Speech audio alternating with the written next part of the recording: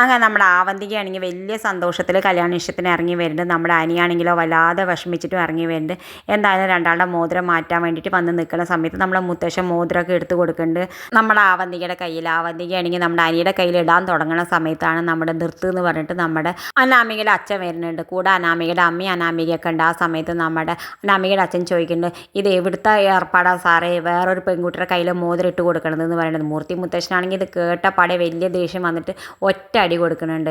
എന്തായാലും ആ സമയത്ത് നമ്മുടെ ജലജ പറയുന്നുണ്ട്, വേഗം അച്ഛാ മുഹൂർത്തം തെറ്റുമ്പോഴേക്കും ഈ കല്യാണ നിശ്ചയം നടക്കണം എന്നൊക്കെ പറഞ്ഞ് ധൃതി കൂട്ടുന്നുണ്ട്. അപ്പോഴേക്കും പോലീസ് വരുന്നുണ്ട്. പോലീസ് നന്ദു കയറി വരുന്നുണ്ട്. നന്ദു കയറി വന്നിട്ട് പറയുന്നുണ്ട്, എനിക്കൊരു കംപ്ലയിൻറ്റ് കിട്ടിയിട്ടുണ്ട്.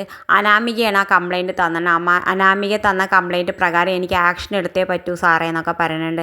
എന്തായാലും ഇവളുള്ളപ്പോൾ ഇനി ഒരു പെണ്ണിൻ്റെ കയ്യിൽ മോതിരം ഇടിയിപ്പിക്കുന്നത് തെറ്റാണ്, ഡൈവേഴ്സ് കഴിയാതെ എന്നൊക്കെ പറഞ്ഞിട്ട് എന്തായാലും ഇപ്പം എനിക്ക് അനിയുടെ മേലെ ആക്ഷൻ എടുത്തേ പറ്റൂ, എനിക്ക് അനീനെ അറസ്റ്റ് ചെയ്ത് കൊണ്ടുപോയേ പറ്റൂ എന്ന് പറയുന്നുണ്ട്. എന്തായാലും നമ്മൾ അനീനെ കൊണ്ടുപോകാൻ വേണ്ടിയിട്ടാണ് നമ്മുടെ നന്ദു വരുന്നുണ്ട്.